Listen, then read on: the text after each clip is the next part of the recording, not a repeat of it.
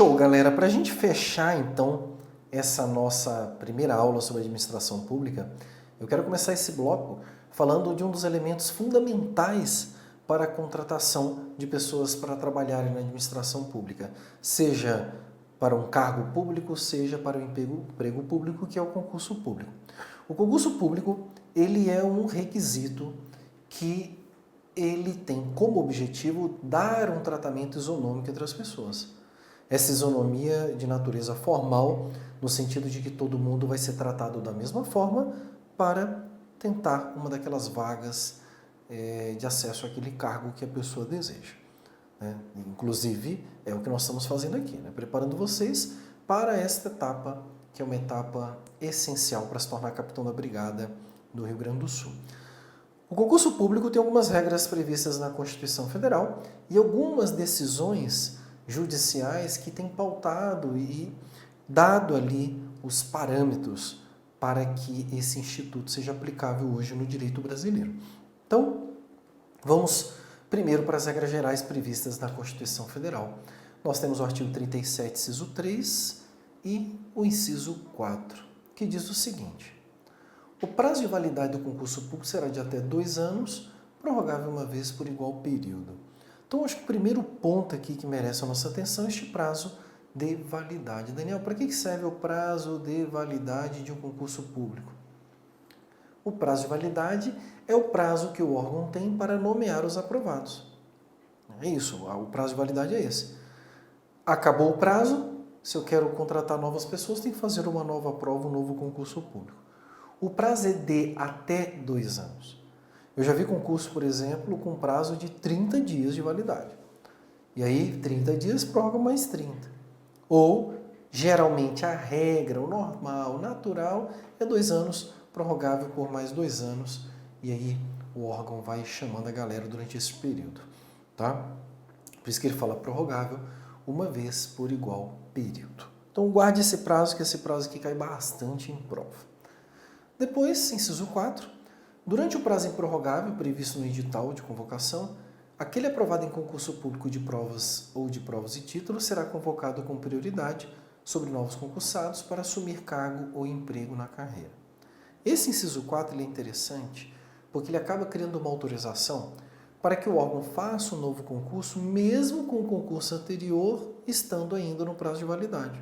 Então, vamos imaginar que o concurso público,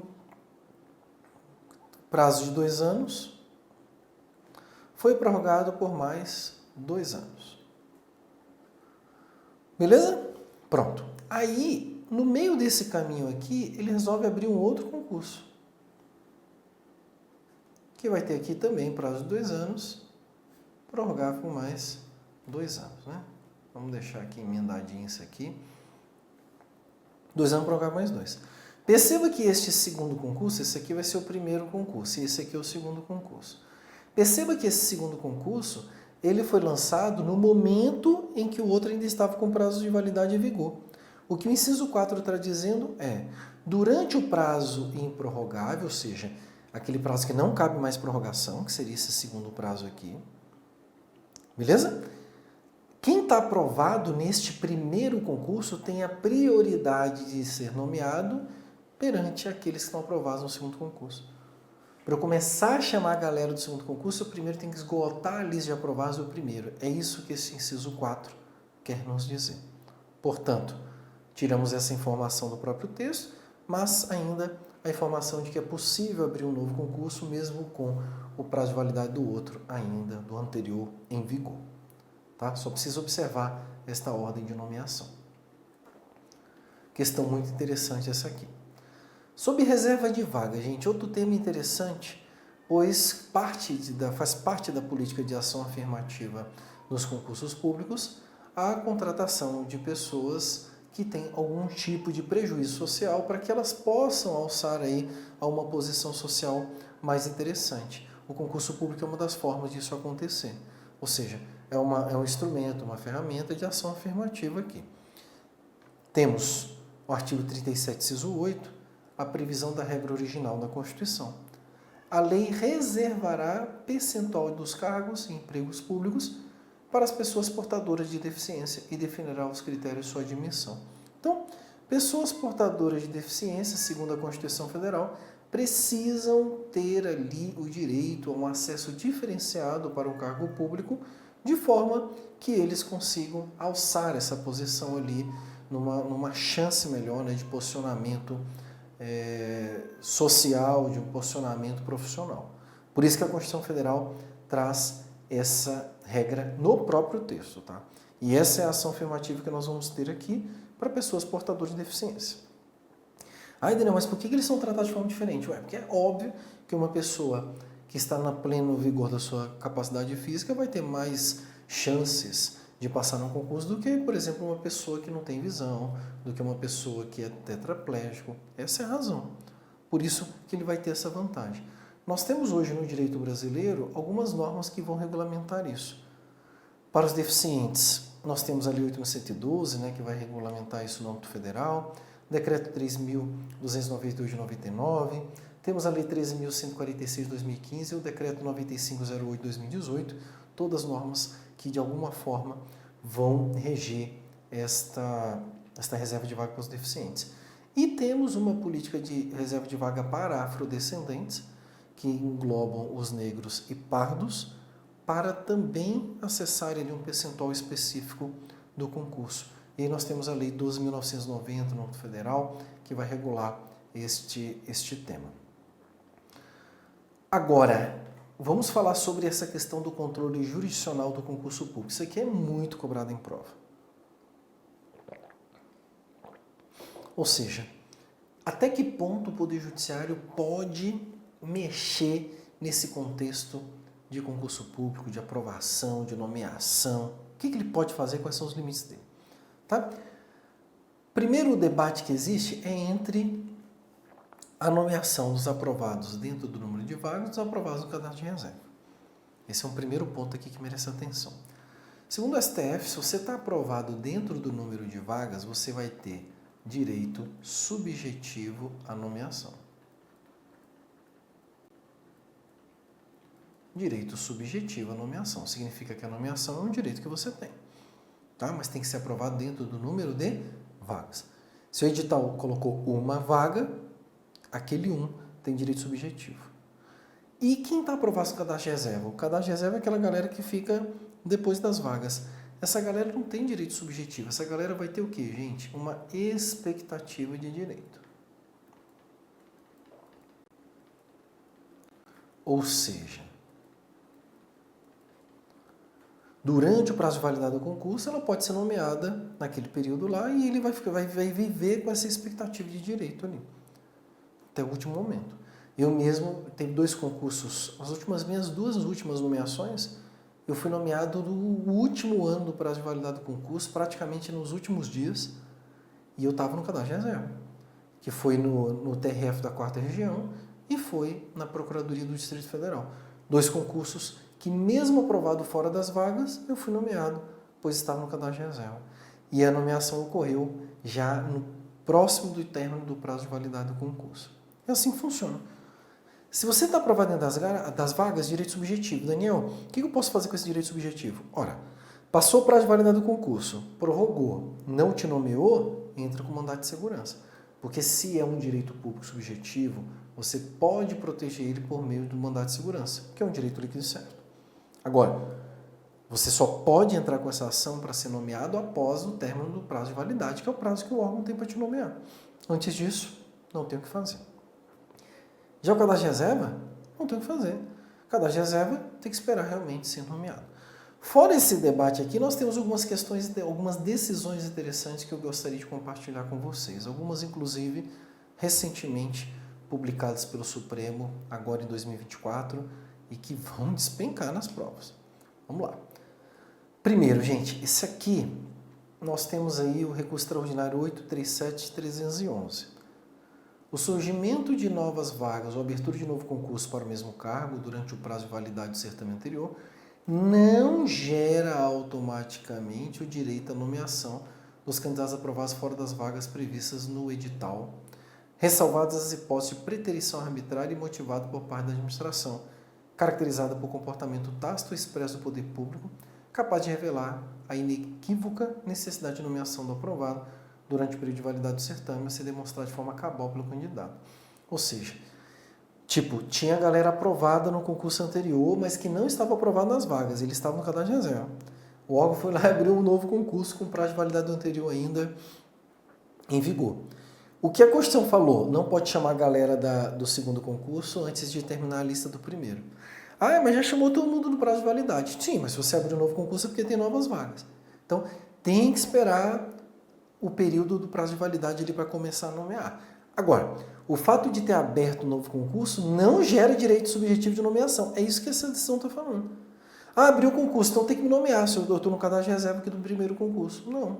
A não ser, e ele coloca essa exceção, a não ser, no caso de preterição arbitrária. Então, nomeou, por exemplo, começou a nomear a galera do segundo concurso antes do primeiro. Preterição arbitrária, pode convocar a galera lá. Ou imotivada por parte da administração. É isso. Então, a administração simplesmente saiu nomeando a galera do segundo concurso quando o prazo de validade do outro ainda estava em vigor com a lista de aprovados. Assim, o direito subjetivo à nomeação do candidato aprovado em concurso público surge nas seguintes hipóteses. Então, atenção, porque essas três situações aqui, elas são fundamentais, elas são questões de prova. Que são as três situações que geram o direito subjetivo de nomeação. Primeiro, quando a aprovação ocorrer dentro do número de vagas dentro do edital. Acabamos de falar isso. Segundo, então aqui o primeiro e o segundo. Quando houver preterição na nomeação por não observância da ordem de classificação. Então, o 10º foi nomeado antes do primeiro. Chama quem estiver no meio. Terceiro, quando surgirem novas vagas ou for aberto novo concurso durante a validade do certame anterior e ocorrer a preterição de candidatos de forma arbitrária e motivada por parte da administração, nós temos assim. É isso. Então, essas são as três possibilidades aqui que vão gerar direito subjetivo de nomeação, tá? Fiquem ligados, essa aqui é uma ótima decisão que dá bem o contorno do posicionamento do Supremo acerca deste tema. Outra questão, essa aqui é a decisão principal, né? O candidato aprovado em concurso público dentro do número de vagas previsto no edital possui direito subjetivo de nomeação. Então, este aqui, recurso extraordinário 598099, é a decisão principal que vai trabalhar com esse direito subjetivo de nomeação. Súmula 15 do STF. Dentro do prazo de validade do concurso, o candidato aprovado tem direito à nomeação quando o cargo for preenchido sem observância da classificação. Então, tinha lá 10 aprovados, nomeou o 10º antes de nomear o primeiro. Quem está no meio, direito subjetivo de nomeação. Isso é súmula, tá, gente? Isso é mais forte que uma decisão. Recurso extraordinário 632853. Isso aqui é fantástico. Não compete ao Poder Judiciário substituir a banca examinadora para reexaminar o conteúdo das questões e os critérios de correção utilizados, salvo ocorrência de ilegalidade ou de inconstitucionalidade. Gente, Poder Judiciário não mexe na prova, a não ser que haja ilegalidade ou inconstitucionalidade. Tipo, conteúdo fora do edital. Colocou uma questão de controle de constitucionalidade, mas o edital não previa controle de constitucionalidade. Pronto. Entrou com recurso, a banca não anulou, o judiciário pode anular essa questão, porque ela é ilegal, se não estava previsto no edital. Agora, mas a doutrina X diz A e a doutrina Y diz B. Problema, velho. O Poder Judiciário não vai mexer nisso. Mas essa questão aqui estava muito difícil. Problema. Mas perguntou sobre jurisprudência no edital, não falou jurisprudência. Não precisa falar. Você falou o conteúdo, você está dentro do conteúdo, tem que saber. Então, só vai rever se tiver ilegalidade ou inconstitucionalidade, tá? Lembre-se disso aí. A adequação das questões da prova ao programa do edital do concurso público constitui tema de legalidade suscetível de exame pelo Poder Judiciário. Esse recurso extraordinário 434708, confirmando o que eu acabei de dizer também. Gente, isso aqui é muito legal. Ó, DI 2177. Isenção de taxa de inscrição em concurso público para candidatos de baixa renda. Não viola o princípio da isonomia. A diferenciação entre candidatos para fim de pagamento da contraprestação financeira, participação no certame, com fundamento de sua renda declarada. Tanto que hoje é comum, padrão, Se você é de baixa renda, você pode ir lá fazer a solicitação de isenção da taxa de inscrição. Isso não viola a isonomia. Gente, esse aqui é fantástico. Esse aqui é do STJ, tá? Recurso especial 1462659. Presta atenção. Ainda que o requisito da idade mínima de 18 anos conste na lei e no edital do concurso público, é possível que o candidato menor de idade aprovado no concurso tome posse no cargo de auxiliar de biblioteca, no caso em que ele, possuindo 17 anos e 10 meses na data da posse, já havia sido emancipado voluntariamente por seus pais há 4 meses. A emancipação, gente, ela adianta a vida civil. E o que ele está dizendo nessa decisão é, cara, se o cara é emancipado, ele já responde na vida civil como alguém que é maior. Pronto, toma posse no cargo público, cargo não exige ali uma maior complexidade, tal, pronto. Autorizou o cara com menos de 8 anos. Achei fantástica essa decisão. Agora, queridos, 2 decisões que eu acho que vão cair na tua prova, essas 2 próximas aqui, porque elas são muito recentes. Essa aqui principalmente.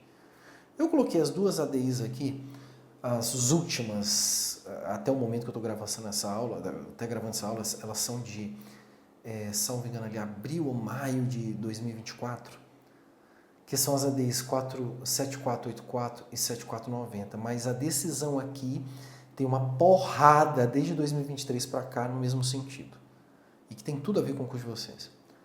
O percentual de 10% das vagas para mulheres em concurso para as Forças de Segurança Pública do Estado do Piauí e de Goiás deve ser entendido como uma reserva mínima para o ingresso de mulheres nas carreiras. Já as demais vagas devem ficar submetidas à ampla concorrência de homens e mulheres.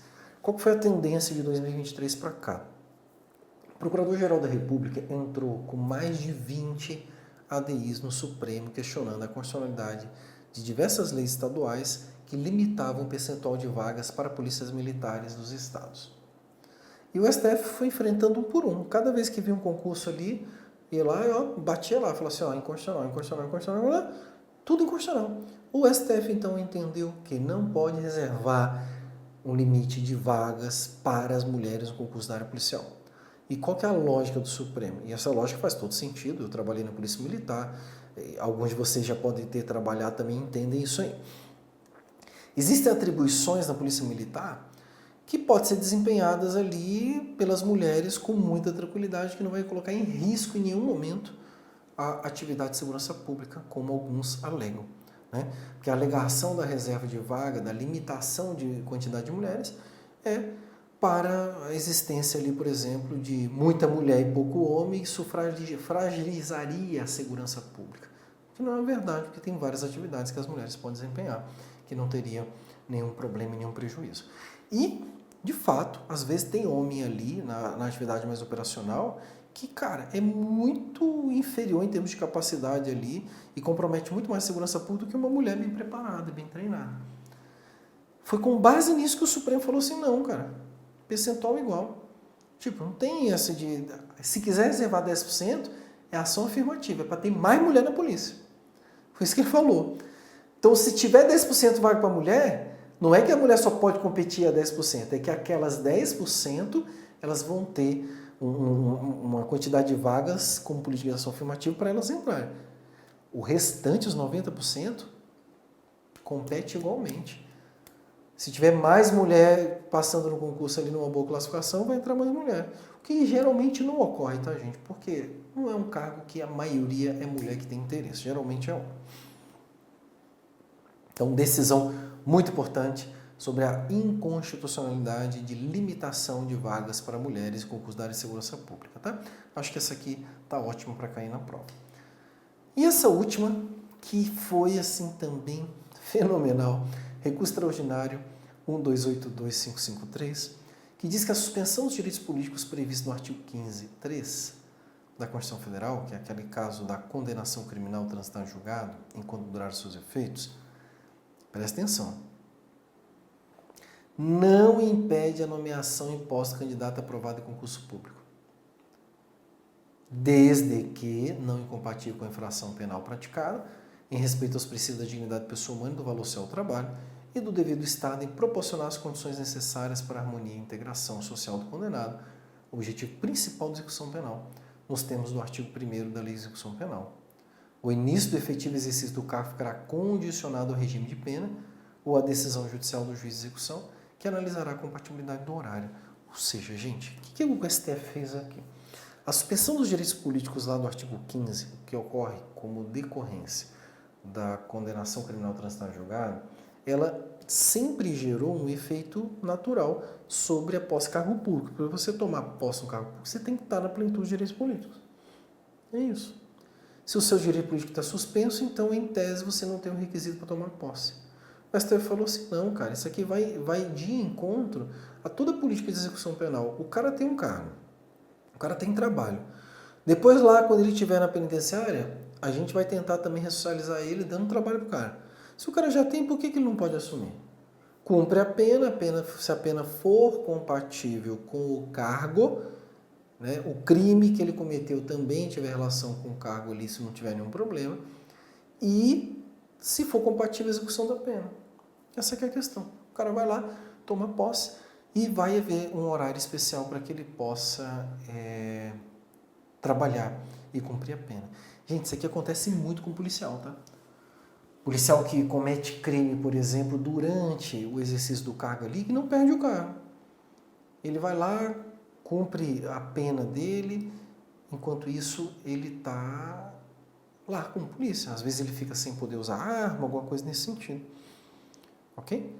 Obviamente que é uma questão interessante, delicada, e que eu também acho uma boa questão para a tua prova nos próximos concursos. Show?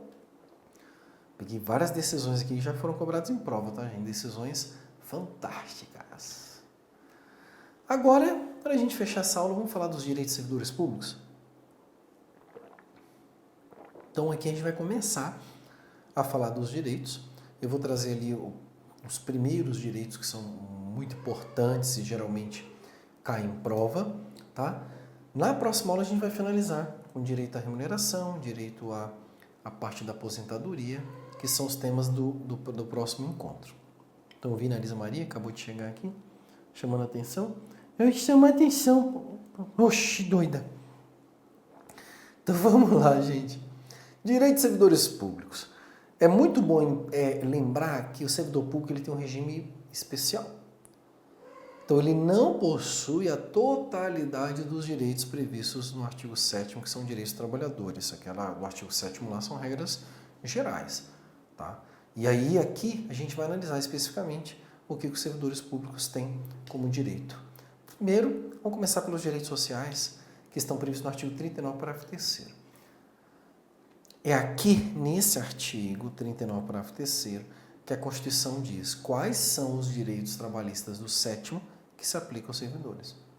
Aplica-se aos servidores ocupantes do cargo público disposto no artigo 7º, inciso 4, 7, 8, 9, 12, 13, 15, 16, 17, 18, 19, 20, 22 e 30, podendo a lei estabelecer requisitos diferenciados de admissão quando a natureza do cargo exigir.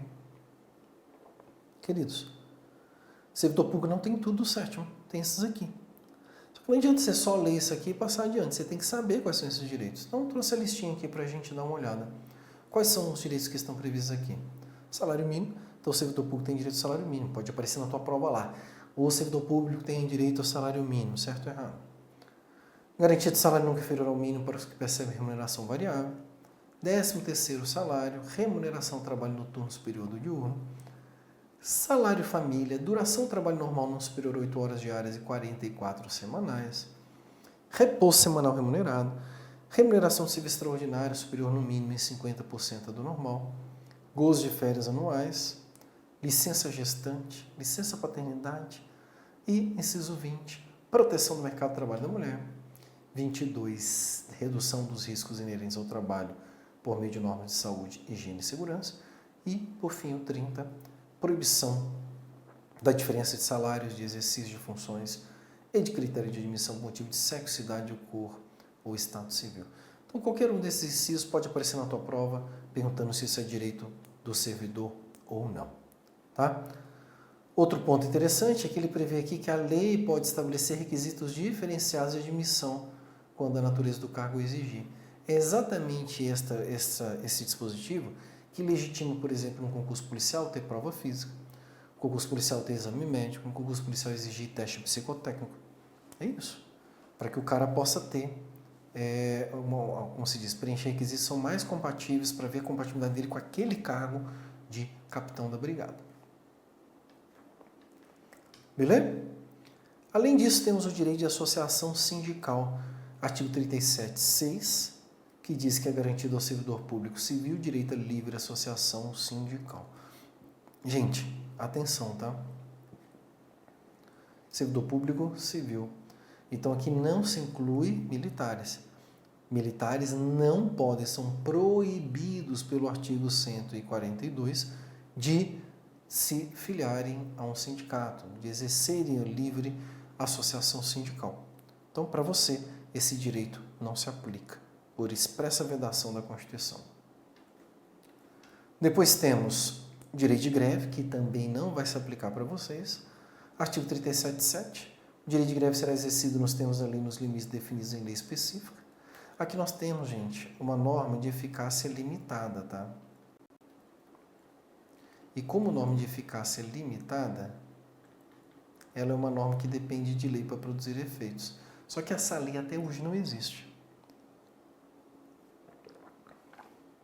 Portanto, nós temos uma vedação expressa de greve para os militares, aplica tanto o militar das Forças Armadas como o militar dos estados, que é o caso de vocês. E, enquanto não tiver uma norma regulamentadora, os servidores públicos civis poderão fazer greve nos mesmos termos da iniciativa privada, graças ao Supremo Tribunal Federal, que autorizou isso. E outro detalhe interessante, nós vamos falar isso mais na frente quando a gente estiver falando da segurança pública. O STF entende que esta vedação aplicável aos PMs e bombeiros deve ser estendida a todos os órgãos de segurança pública. Então, nenhum órgão de segurança pública pode fazer greve hoje no Brasil. Tá? Todo mundo proibido, incluindo a Guarda Municipal. Show? Além desses direitos, acumulação de cargo público que não cai, tá, gente? Despenca em prova. Artigo 37.16 é a regra base. É vedada a acumulação remunerada de cargo público, exceto quando houver compatibilidade de horário e observado o disposto no inciso 11, que é limitação remuneratória. E aí vem 2 cargos de professor, um cargo de professor com outro técnico científico, 2 cargos da área da saúde. Tá? Essa é a regra geral aplicável a toda a administração pública e dela nós vamos ter outros desdobramentos, outras regras específicas aqui sobre isso. Atenção para esse cargo técnico aqui. Esse técnico não é técnico administrativo, tá, gente? É técnico especializado numa área, tipo técnico em higiene bucal, técnico de radiologia, tem que ter uma especialização. Ele é técnico porque ele tem um conhecimento técnico. E profissionais da área da saúde, né, gente? Qualquer profissão da área da saúde com profissão regulamentada, tipo médico, médico veterinário, tá? Psicólogo. Foi da área da saúde? Aplica aqui. Ok? Além desta regra principal que nós temos na Constituição, nós vamos encontrar no parágrafo único do artigo 95 a regra para os juízes. Então, segundo este dispositivo, ao juiz é vedado exercer, ainda que em disponibilidade de outro cargo ou função, salvo uma de magistério. Então, o juiz pode ser juiz mais professor. Tá? Juiz mais professor. Essa é outra acumulação de cargo público permitida no Brasil.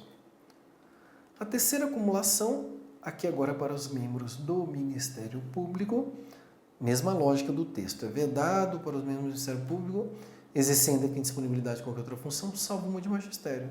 Então temos aqui membro do Ministério Público mais professor. Mesma regra aplicável para o juiz e para o membro do Ministério Público. E aí temos, gente, esta regrinha aqui aplicável aos militares das Forças Armadas, tá? Artigo 142, parágrafo 3º, inciso 8, quando ele fala aqui, ó, aplica-se aos militares exposto no artigo 7º, mas vai trazer os direitos. E no 37, inciso 11, 13, 14, 15, bem como na forma da lei, com prevalência da atividade militar, o 37, 16, a linha C. Então, gente, militar nas Forças Armadas, Marinha, Exército e Aeronáutica, pode acumular com outro cargo na área da saúde apenas, porque ele colocou apenas aqui a linha C.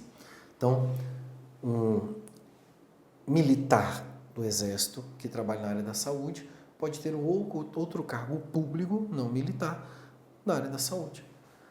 Veja que ele faz uma observação, desde que a prevalência seja atividade militar. Então, no dia a dia do trabalho, ele tem que dar prioridade para a atividade militar. Essa é a exigência que a Constituição fez aqui. E aí temos a regra maravilhosa que é para vocês. Artigo 42, parágrafo 3º, aplicável aos militares de estados, DF e territórios, leia-se PM e bombeiro militar, disposto no artigo 37, 16, com prevalência da atividade militar. Então, gente, PM e bombeiro pode acumular com todos os cargos públicos ali do inciso 16. Então, nós teríamos o PM e bombeiro militar, acumulando com o cargo de professor, acumulando com o cargo técnico ou científico,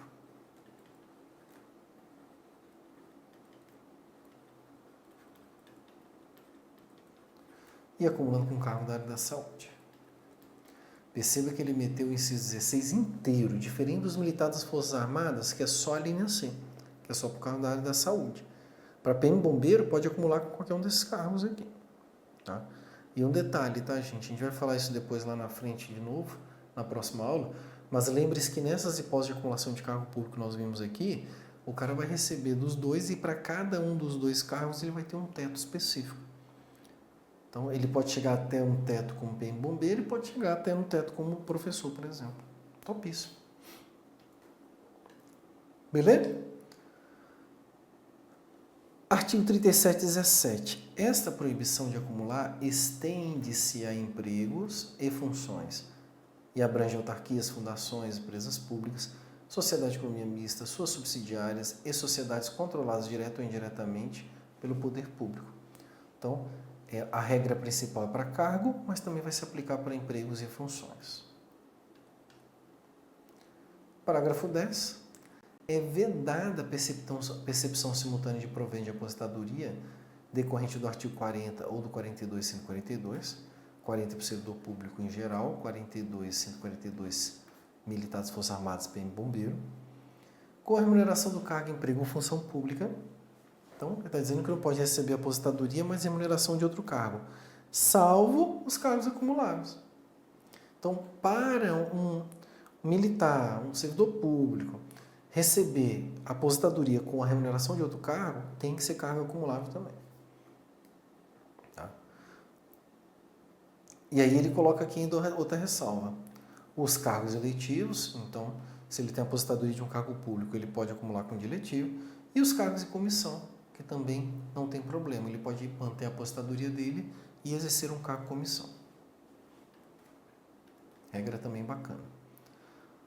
E o artigo 40, parágrafo 6º, ressalvadas as aposentadorias decorrentes de cargos acumuláveis na forma desta Constituição, é vedada a percepção de mais de uma aposentadoria à conta do regime próprio de previdência, aplicando-se outras vedações, regras e condições para a acumulação de benefícios previdenciários estabelecidos no regime geral de previdência social. Ou seja, aposentadoria, o cara vai receber 2 aposentadorias, ele tem que receber só pode receber 2 aposentadorias se for de cargos acumulados. Só pode receber remuneração da ativo com aposentadoria se for de cargos acumuláveis. É isso que ele está colocando nesses parágrafos que acabamos de ver. E aí a gente fecha aqui essa regra de acumulação com a regra de eleição. E quando o cara ele é eleito, se ele é um servidor público, ele vai ter que observar essa regra do artigo 38 que despenca em prova, tá? Fica ligado nela. Ó, ao servidor público da administração direta, autárquica e fundacional, no exercício de mandato eletivo, aplicam-se as seguintes disposições. Então, o cara é servidor público e se candidatou ao mandato eletivo. Beleza? Inciso 1. Tratando-se de mandato eletivo federal, estadual, distrital, ficará afastado do seu cargo, emprego ou função. Então, não dá para o cara acumular os dois. O cara foi eleito como deputado, mandato federal. O cara foi eleito como governador, mandato estadual. Se ele é servidor público, ele tem que se afastar daquele cargo. Então, ele vai tirar uma licença para exercer o mandato eletivo. Não perde o cargo, ele só se afasta. Regra diferente é para o militar, porque o militar tem uma outra regra do artigo 14 que nós já vimos. Tá? Mas aqui é para servidor público que não seja ali militar. Agora, investindo no mandato de prefeito, e aí o municipal, né, será afastado do cargo, emprego ou função, sendo-lhe optado ou facultado a optar pela sua remuneração. Então, o prefeito, gente, afasta do cargo e opta pela remuneração. Imagina que o cara tinha um cargo que pagava 20 mil por mês e a remuneração do prefeito é 5. Ele vai lá, vai ser eleito como prefeito, se afasta do cargo público, mas pode optar pela remuneração do cargo dele, que era maior. É isso que ele está colocando. E no caso do vereador, que é mais impressionante, gente. O vereador, que também é um cargo municipal, se tiver compatibilidade de horário, ele percebe as vantagens do seu cargo, emprego ou função, sem prejuízo da remuneração do cargo eletivo. E não havendo compatibilidade, será aplicada a norma do inciso anterior. Ou seja, queridos, vamos fazer uma síntese disso aqui e a gente volta ali para aqueles outros dispositivos. Então, nós temos aqui mandato eletivo federal,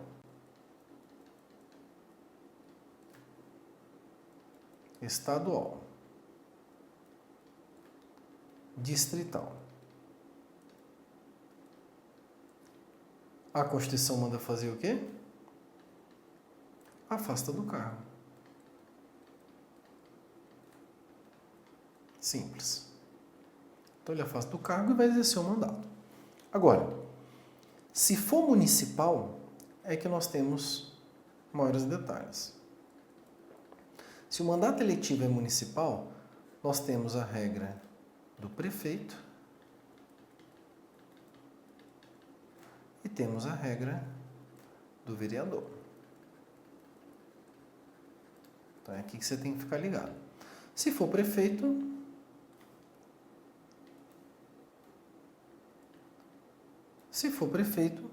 a Constituição fala o quê? Afasta do cargo e opta pela remuneração.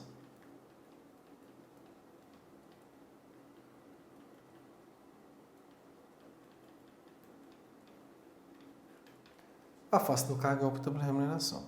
Agora, no caso do vereador, o que nós vamos ter, gente? Nós vamos ter um requisito, que é a compatibilidade de horário.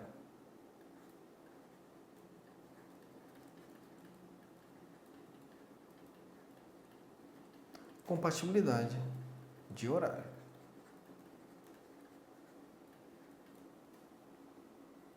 Então, vamos lá. No caso da compatibilidade de horário, se não tem compatibilidade de horário, se não tem compatibilidade de horário, o que a Constituição manda aplicar? A regra do prefeito, que é essa aqui de cima. Ou seja, afasta do cargo e opta pela remuneração. Tá? Agora, se ele tiver compatibilidade de horário, aí a Constituição diz que ele pode ficar nos dois,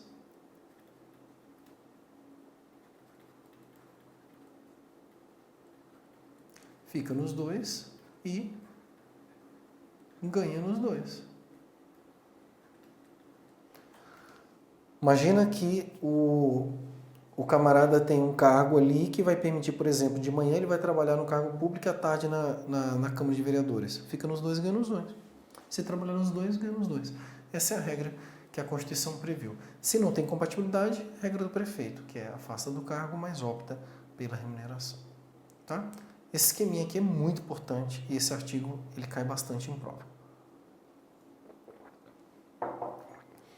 Voltando aqui um pouco, que eu acabei não falando aqui dos parágrafos, dos incisos, né? Ele fala aqui que em qualquer caso que exija o afastamento para o exercício do mandato eletivo, seu tempo de serviço será contado para todos os efeitos legais, exceto para promoção de merecimento. Tá? Então, cuidado com essa exceção.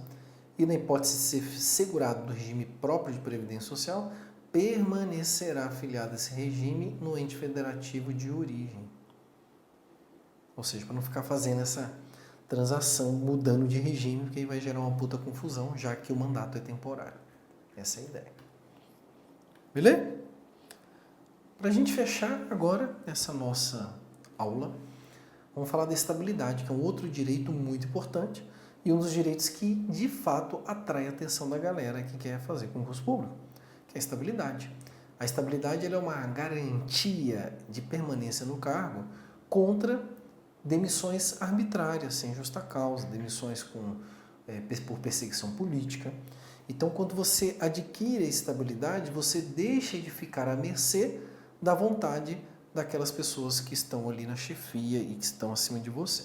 A estabilidade, então, é uma garantia republicana e que dá para o servidor público aquela segurança mínima para ele poder atuar, trabalhar de uma forma digna em relação ao cargo que ele possui. A sua previsão está no artigo 41, artigo que sempre cai em prova.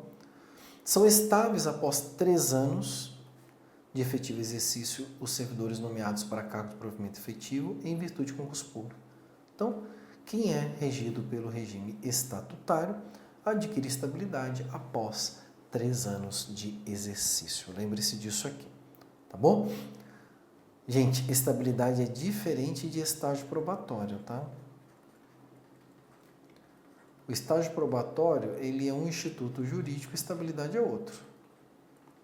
A estabilidade é a proteção que o cargo tem para o cara não ser demitido por qualquer razão. Estágio probatório é o período em que ele vai ser avaliado para ver se ele tem compatibilidade com aquele cargo.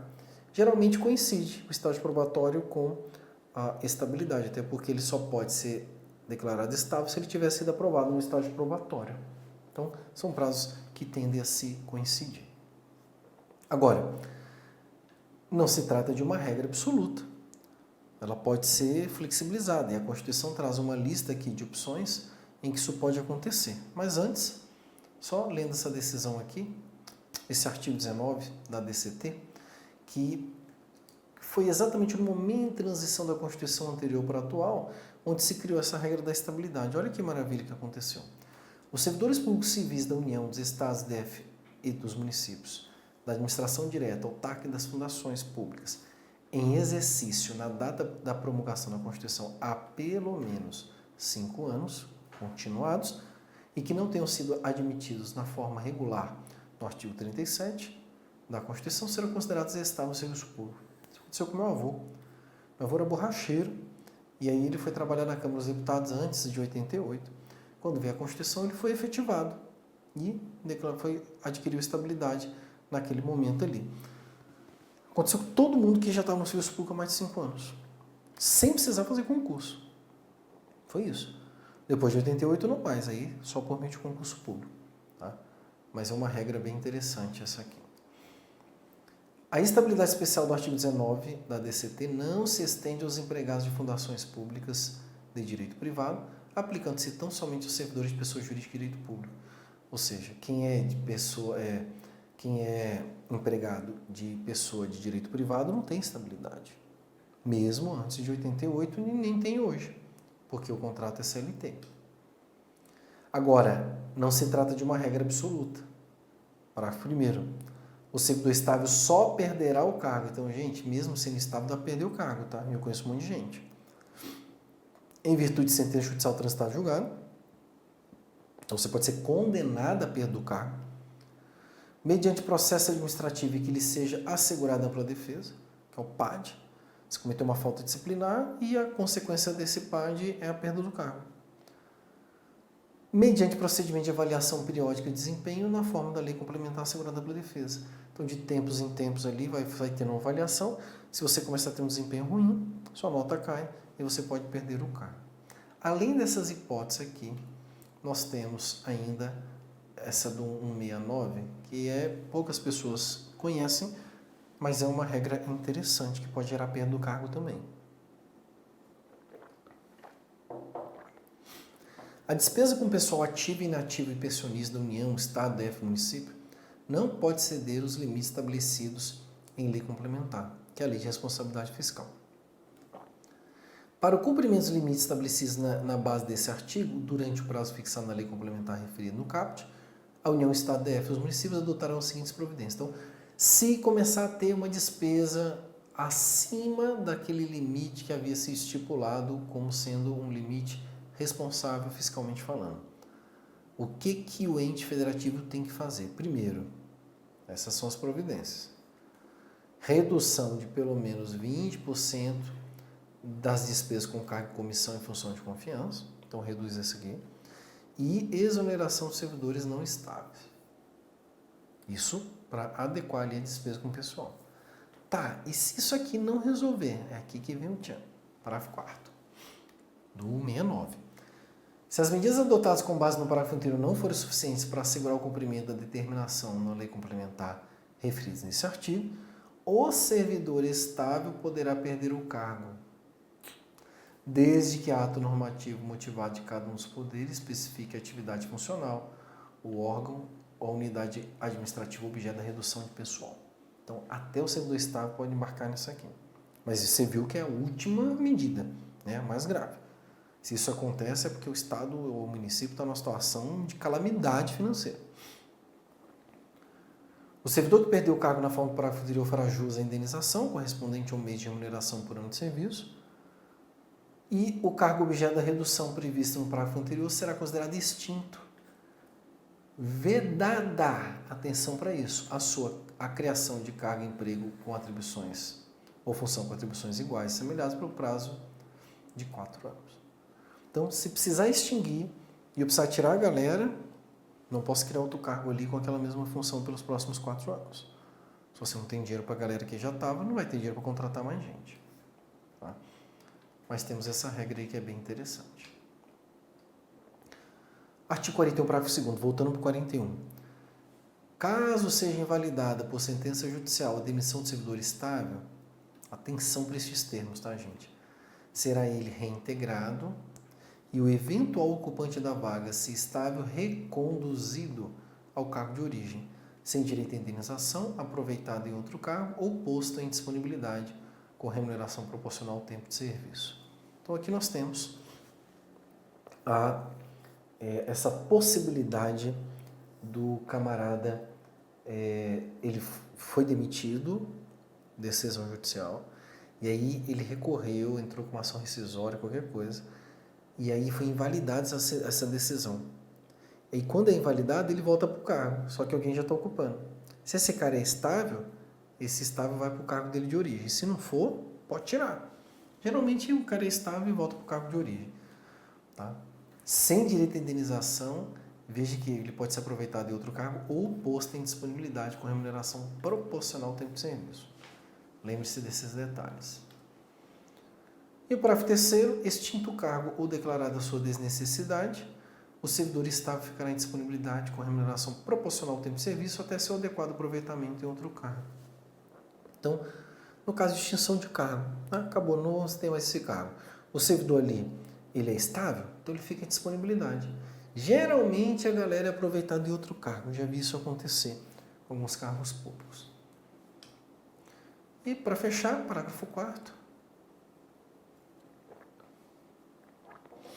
Como condição para a aquisição da estabilidade, é obrigatória a avaliação especial de desempenho ou comissão instituída para essa finalidade. Eu tive a chance de participar dessa avaliação de desempenho para os servidores do DPEM, quando eu estava lá, e é um questionário com uma avaliação que a chefia imediata faz, tal, para ver se aquele cara tem uma compatibilidade com a função, se ele está exercendo bem aquela função, exatamente para que deixe naquele cargo apenas quem é realmente útil para o cargo. Tá? Então, é uma condição para a questão da estabilidade. Beleza? Com isso, meus queridos, fechamos a nossa primeira aula de administração pública. Na próxima vamos falar de remuneração, vamos falar sobre aposentadoria e bora fazer questões. Espero vocês comigo.